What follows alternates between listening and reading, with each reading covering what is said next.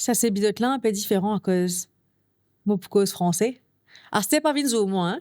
C'est un évidemment pour cause français, car pour la plaisir, mais mon podcast Azodizo reste en créole. Mais Azodizo, moi, tu as envie d'interviewer Victor, ici présent. Bonjour, Victor. Bonjour, enchanté. Créole, s'il te plaît. Tu m'agresses tout de suite.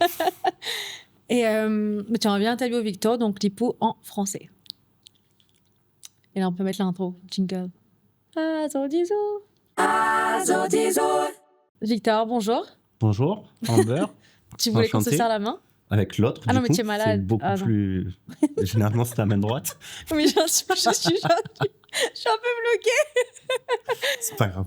Alors, Victor, à 29 ans, tu as 2 sociétés, Digital Bonsai, Developers Institute Mauritius.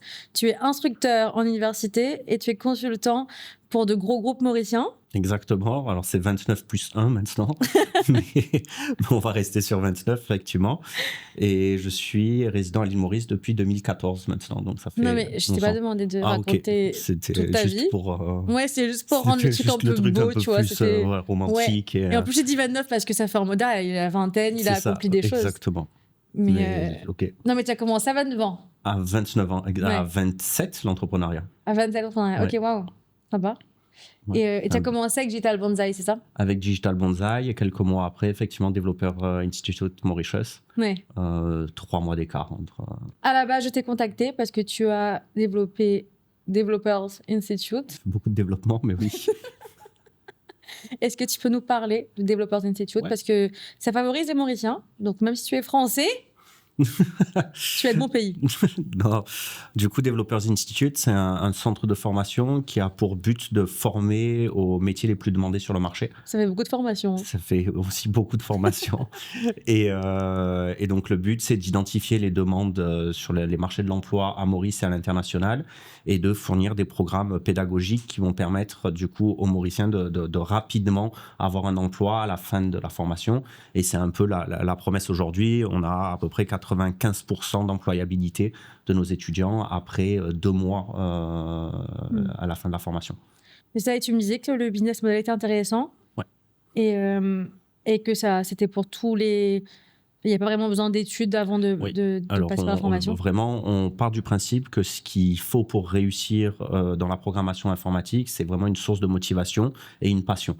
Donc, c'est plutôt ce qu'on va aller chercher chez des étudiants quand on va faire passer des tests et qu'on va avoir des entretiens avec eux. On va surtout mesurer l'envie et l'implication qu'ils vont mettre dans leur formation. Donc, pas forcément, effectivement, ni de SI, ni de HSI. On a des super success stories de personnes qui ont validé le HSI et qui, quelques années après, travaillaient déjà comme des software développeurs dans des grands groupes français. Okay. On a des personnes qui n'avaient pas le SI, qui ont validé la formation chez nous et à qui ça a redonné l'envie de faire des études et qui sont repartis, du coup, à l'université après. Okay. Donc, oui, effectivement, on a des jolis parcours où on prend des jeunes qui ont, à partir de 16 ans, à monter. Okay. Et on a aussi beaucoup de personnes en reconversion professionnelle, c'est vrai. Okay. Mais c'est beau de voir des opportunités comme ça, Maurice. Ouais. De plus en plus. Et en plus, c'est accessible, ce que tu me disais. Oui, effectivement. Donc, bon, au niveau de l'éducation, donc bon, c'est pas un marché ultra lucratif financièrement. Hein, c'est pas l'objectif, et pas de faire de l'argent sur ces formations-là. L'objectif. Elle est où ta Rolex? Je sais pas de quoi tu parles. Pas encore. Mais non, effectivement, donc l'objectif là, c'est vraiment d'avoir des facilités de paiement. Donc, on essaie de travailler avec les étudiants des plans de paiement. Donc, ça peut être des plans de paiement à 6 mois. Ça peut être aussi des plans de paiement à 36 mois avec certains partenaires à Maurice. Et donc, le but, c'est que c'est pas une pub, hein. Non, l'aspect financier ne soit vraiment pas un frein à rejoindre notre formation. Ok, super intéressant. Donc, toi, tu me disais qu'à 27 ans, tu as commencé l'entrepreneuriat. Moi, j'ai 27 ans et entière. Et quand même commencé l'entrepreneuriat il y a un petit peu de temps, non? Oui, bon, laisse-moi finir ma phrase. Oui, non, c'est vrai.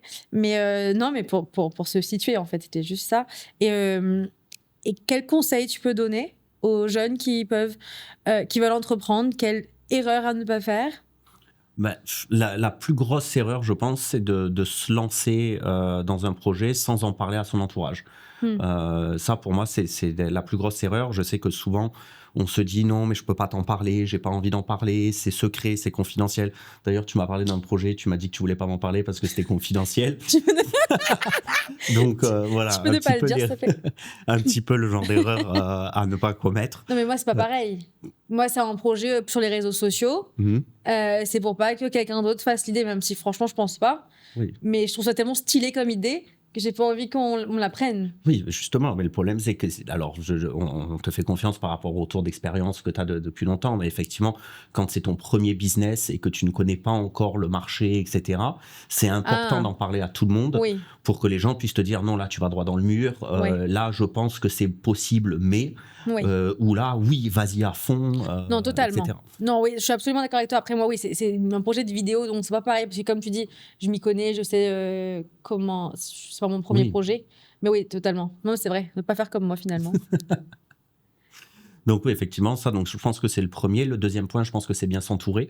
Alors bon, il y a la notion d'auto-entrepreneur, de self-employed, mais il y a aussi la notion d'être un entrepreneur et de trouver des associés, etc.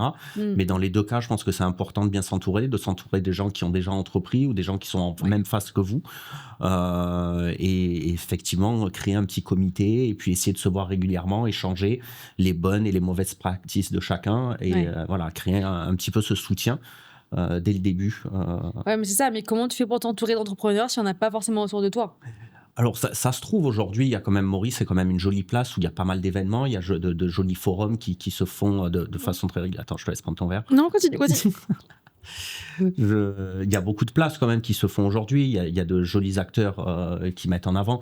Il y a le DB qui fait pas mal de promotions, qui fait pas mal d'événements autour de la tech. Il y a la French Tech qui organise pas mal d'événements aussi.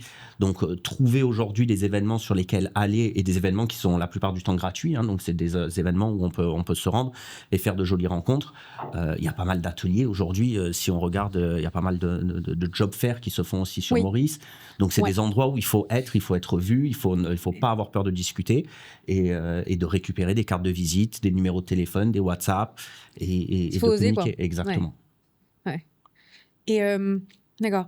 Et là, tu me parlais de job fair, mais job fair, c'est plutôt pour trouver un emploi. Oui, mais sur des personnes qui recherchent un emploi aujourd'hui, tu as forcément des personnes qui sont des jeunes startups qui sont en train d'employer aujourd'hui. Donc, ils sont passés peut-être il y a 2 ou 3 ans par la phase dans laquelle toi, tu es en train de passer. Et c'est souvent des gens qui... C'est plus pour le network, quoi. Oui, c'est ça. Et puis, c'est surtout des personnes... Enfin, en tout cas, moi, aujourd'hui, quand il y a des jeunes entrepreneurs ou même des personnes qui veulent lancer un business, je prends énormément de plaisir à discuter avec eux et parce qu'il y a des personnes et des mentors qui l'ont fait pour moi et je me sens redevable de le faire par d'autres. Et je pense que c'est un peu le cycle de l'entrepreneur, c'est qu'au bout d'un moment, il faut être capable de redonner à ce que tes mentors t'avaient donné précédemment. Donc, je pense que c'est important d'avoir un peu ce cycle-là. De s'ouvrir un peu, quoi. Exactement. Ouais.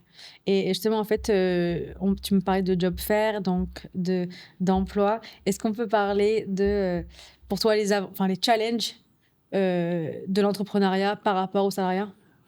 Le salariat, c'est depuis la nuit des temps. Je pense que c'est la sécurité. Aujourd'hui, et les institutions financières le font très bien. C'est que si demain on va emprunter de l'argent, ce sera toujours plus facile de le faire en tant que salarié qu'en tant qu'entrepreneur. C'est ça qui nous bloque. Donc effectivement, c'est des défis et c'est une sécurité de l'emploi aujourd'hui qui est beaucoup plus importante. Après, il y a de très bons salariés qui resteront salariés toute leur vie et qui font ça très très bien. Qui veulent pas non plus. Qui veulent pas. Et puis c'est complètement légitime. Et oui, c'est important d'en garder beaucoup, sinon les entrepreneurs n'existeraient plus. Mais effectivement, quand on a cette âme d'entrepreneur et qu'on ne l'exploite pas au maximum, je pense que ça crée une frustration. Et à un certain moment, on va disjoncter et puis ça peut amener à un burn-out, mais du coup, pas forcément positif parce qu'on rebondira plus difficilement derrière. Donc, je pense que c'est important. Comment on le fait, comment on se lance dans l'entrepreneuriat et comment on peut faciliter cette transition entre du salariat et de l'entrepreneuriat. Je pense que c'est déjà trouver son premier client. Donc, son premier client, ça peut être effectivement son actuel patron. Donc, essayer d'aller voir son directeur ou d'aller voir son manager en lui disant que vous envisagez de vous mettre en freelance pour des missions qui correspondent un petit peu à ce que vous faites aujourd'hui dans l'entreprise. Donc, voir s'il y a cette possibilité-là de continuer quelque temps. Ou sinon, et bon, ça arrive aussi à beaucoup d'entrepreneurs, c'est qu'on est salarié la journée de 8h à 17h et on devient entrepreneur de 17h à minuit. Et pendant longtemps, ça fait de longues journées jusqu'au jusqu'au moment où vous avez cette possibilité de lâcher le salariat et du coup retrouver un équilibre un peu plus, enfin, un équilibre perso, pro, qui nous permettent un épanouissement un peu plus important. Mais c'est vrai que l'entrepreneuriat, quoi qu'il en soit, et quand on n'a pas forcément des financements énormes pour nous aider, à un moment donné, il faut forcément passer par des sacrifices qui vont être des sacrifices principalement temps, qui peuvent amener à des sacrifices un peu humains, parce que du coup, c'est sûr que la vie perso prend un coup, on voit plus forcément ses amis, on voit plus forcément sa famille, et on reste beaucoup dans ce projet qui nous anime, donc c'est vrai qu'on s'isole aussi un petit peu. Mais après, c'est aussi un mal pour un bien, et si c'est ce qui t'anime au quotidien, je pense que c'est important de passer le cap rapidement. Mais il parle pas, moi, mais... Oui, je parle. Si tu veux passer le cap, tu peux aussi. Moi, tu sais, j'ai passé le cap peut-être un peu trop tôt. Comment ça? Juste après mes études, j'étais en alternance, donc c'est comme un CDD. Et après ça, je suis rentrée à Maurice, après mes études en France. Et là, j'ai commencé à bosser sur mes propres projets. Et en fait... T'as plu dans l'entrepreneuriat? C'est toi qui as interviewé, là. Oui, du coup. Qu'est-ce qui m'a plu? Mais moi, depuis que je suis toute petite, je veux entreprendre. Ça a toujours été ça. Ça a toujours été... j'avais 7 ans et je disais, moi, plus tard, je vais créer une marque. Oh, c'est pas mal. Oui, non, mais je me rappelle pendant le brevet, je me suis dit, les gens sont stressés. Ce que je vais faire, c'est que je vais prendre du coca, je vais mettre de la vanille dedans et je vais vendre du coca vanille. Et t'as fait de l'argent? Et ça n'a pas marché parce que c'était pas scellé. Ah. Voilà. Et donc après, je me suis dit, première leçon de vie en tant qu'entrepreneur, c'est les bonnes idées, ça suffit pas. En vrai, c'est stylé. C'est stylé. Après, je crois que le Vanilla Coca, ça existait déjà depuis longtemps. Pas à Maurice, tu vois. En France. Ah, ok, t'as importé un concept. Wow. Non, mais je te jure que si tu mets de l'essence de vanille dans le coca, je sais pas si c'est super de faire ça, mais ça a le même goût que le coca vanille de France. Wow, génial. Bon, après, c'était mon palais de fille de 13 ans. Hein. C'est ça. Ouais. Mais l'idée était stylée. Franchement, je suis un peu...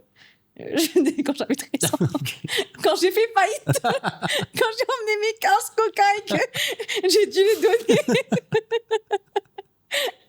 Voilà. Mais non, mais en vrai, voilà. Et en fait, depuis qu'on est petit, moi, j'ai de la chance, parce que dans ma famille, mon père nous a toujours encouragés à faire nos projets. Je viens d'une famille d'entrepreneurs, donc j'ai été voilà, depuis petite. Et, mais c'est vrai qu'on discutait la dernière fois de l'importance d'avoir un emploi avant d'avoir de l'expérience plutôt, un emploi. Voilà, et de gagner de la maturité aussi. Moi, le problème, ce qui est mon plus gros challenge, c'est l'organisation. Parce que quand tu es entrepreneur, tu fais tout toi-même. On a une heure de retard sur le podcast, par exemple. Mais là, c'est parce que tu as mangé plein de gâteaux avant, là. Ok, non, mais c'était juste un petit commentaire. Vas-y, continue. Est-ce que tu es venu à l'heure? Oui. Pas du tout. 10 minutes de retard. Voilà. Okay. Tu as tout chamboulé, j'ai dû tout refaire. Ok. Ça a coûté 50 minutes de retard additionnel. Il faut pas dire ça parce que tu vois, regarde, je suis en costume et tout. Ouais. En costume, voilà. En stume. Et j'ai une image de vie sérieuse, on parle de travail et je fais pas de blagues et tout. Là, il faudrait qu'on fasse un peu plus de blagues parce que ça fait... C'est ça. Ouais. Et en fait, à la base, moi, je t'ai dit parce que t'es drôle. Et tu me parles que sérieux et tout. Dis-moi tout. C'est tout, Victor. Alors, non, moi, je voulais parler... Redevenons sérieuses. Quelles sont pour toi les opportunités à Maurice pour les entrepreneurs? Alors déjà, de façon générale, sur l'entrepreneuriat à Maurice, la première opportunité, c'est que monter son statut d'auto-entrepreneur, c'est assez simple. Donc, il n'y a pas de besoin de beaucoup d'argent. On peut rapidement monter... c'est un avantage de Maurice. Voilà, ça, c'est un vrai avantage localement. C'est qu'on peut facilement monter sa structure d'auto-entrepreneur. Aujourd'hui, sur Maurice, on a quand même une culture qui est très tech. Ça veut dire qu'on rencontre beaucoup de développeurs, il y a beaucoup de groupes. Il y a des groupes à Maurice qui vont être spécialistes sur ce qu'on va appeler du front-end. Il y a des groupes qui vont être spécialistes du Python, qui est notre langage de programmation. Mais de façon générale, effectivement, il y a quand Tu même. parles vraiment de ton domaine là. De quoi? C'est trop? Non, ça c'est bien. Et du coup, effectivement, donc il y a pas mal de personnes aujourd'hui qui sont dans la tech, donc on baigne quand même dedans et trouver des mentors et des conseils, c'est quand même assez facile. Donc c'est la première opportunité. Et la deuxième, elle est sûrement là. La troisième, c'est que pour tout entrepreneur aujourd'hui qui veut se lancer dans un business à Maurice, il arrive avec l'essor de l'intelligence artificielle. Il y a énormément de choses qui peuvent être faites qui n'étaient peut-être pas faisables il y a 10 ou 20 ans. Je prends l'exemple d'un site internet. À l'époque, un auto-entrepreneur ou un entrepreneur voulait monter un site internet. Il fallait compter presque 10, 12, 15 000 euros, ce qui fait à peu près 500, 600, 700 000 roupies.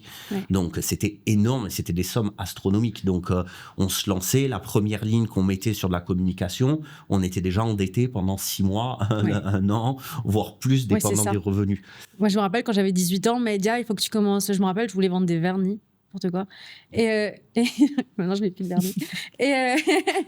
Et je me rappelle que mon frein à l'époque, c'était il faut en faire un site internet et ça a coûté super cher. Et voilà. Donc, effectivement, ça, c'était le premier frein. Plus ça. Avec les Shopify. Exactement. Un site e-commerce aujourd'hui sur des boutiques Shopify, sur du WooCommerce, sur du PrestaShop. Wix, ça fonctionne très bien. Et demain, si vous voulez juste un site vitrine, il y a aussi plein d'autres outils qui nous permettent aujourd'hui d'avoir des sites internet assez rapides. Donc, je pense qu'il y a une opportunité aujourd'hui de réduire ses coûts initiaux pour lancer son business et effectivement tenir le plus longtemps possible. On en avait un petit peu déjà parlé une fois quand on s'était vu, mais c'est vrai que l'importance aujourd'hui de capitaliser, de garder un maximum de trésorerie et d'argent sur son compte en banque au moment où on se lance dans une activité d'entrepreneur, c'est ultra important. Ça veut dire qu'on sait qu'une entreprise risque de mourir parce qu'il n'y a plus d'argent sur le compte et qu'on ne peut plus payer qui que ce soit, et nous-mêmes y compris. Donc effectivement, il y a un modèle où on va se mettre un peu en mode survie, où on va essayer de couper un petit peu les coûts à droite, à gauche pour essayer de faire rentrer d'abord de l'argent, de faire grossir ensuite la marque. Alors ça prend plus de temps, mais c'est un avantage aussi de pouvoir se lancer à moindre frais. Ce qui n'était pas le cas encore il y a 10 ou 15 ans. Ouais, mais par exemple, autrefois, justement, on parlait des possibilités de trouver des investisseurs, de toutes les différentes possibilités. Donc, que ce soit trouver des investisseurs, faire des prêts, etc. Alors le prêt bancaire aujourd'hui, pour un projet entrepreneuriat, il faut vraiment être sûr de son projet, déjà parce qu'il va falloir convaincre les banques de vous prêter de l'argent. Donc là, on va passer par un long processus. Après, il y a toujours d'autres systèmes de prêts. On peut demander à de la famille, on peut faire des prêts auprès de son entourage. On peut avoir des donations éventuellement si on est vraiment des amis. Il y a plein de solutions. Mais, les incubateurs. Voilà, exactement. Après, c'est un circuit qui va être beaucoup plus long. On va essayer d'aller chercher, généralement, les incubateurs vont aller chercher de l'innovation. Ça veut dire que si vous êtes une agence web, par exemple, parmi tant d'autres, ou si tu es une marque de vêtements encore parmi tant d'autres, effectivement, ils vont peut-être pas t'incuber parce qu'ils vont aller chercher plus d'innovation et d'autres choses. Donc, c'est un petit peu dommage. Tu penses que c'est select comme ça, Maurice, ces incubateurs? Oui, quand même. Ouais. Il y a quand même pas mal ils font un joli travail, mais effectivement, il y a quand même pas mal de démarches. Il faut remplir quand même certains critères. Moi, pour un projet, j'avais envie d'aller voir un incubateur ici. Et alors? Non, je n'ai pas fait. Tiens. Non, mais parce que l'incubateur, le truc, c'est que tu dois te concentrer 100% dans le projet. Et je peux pas, sinon il n'y aurait pas eu Azo Dijou. Et il n'y aurait pas eu tout ce que je veux faire à côté, quoi. Donc, mais bon. Donc, mais effectivement, oui. Donc, après, on parlait donc des autres moyens de financement. Parce que sinon, tu commences petit, tu vois, là, si tu veux... je pense comme tu dis, une marque de vêtements, tu fais une marque de vêtements, tu commences par toi-même, tu n'as pas énormément de savings, c'est compliqué. Oui, alors c'est un point qui est assez important. Moi, je fais souvent la distinction entre deux types d'entrepreneurs. Je vais faire vraiment la distinction entre les entrepreneurs de service, donc des gens qui vont offrir une prestation de service. Donc demain, tu es développeur, tu vas faire... sont minimisés, c'est sûr. Exactement. Tu vas acheter ton premier ordinateur, tu vas pouvoir faire un loan pour acheter ton ordinateur, et après, tu vas pouvoir te lancer, tu vas pouvoir avoir tes premières missions, faire ton site internet, vendre ton premier site internet, et du coup, tu as une valeur qui est réelle au moment où tu te lances. Ça veut dire que dès le lendemain, tu peux commencer à vendre.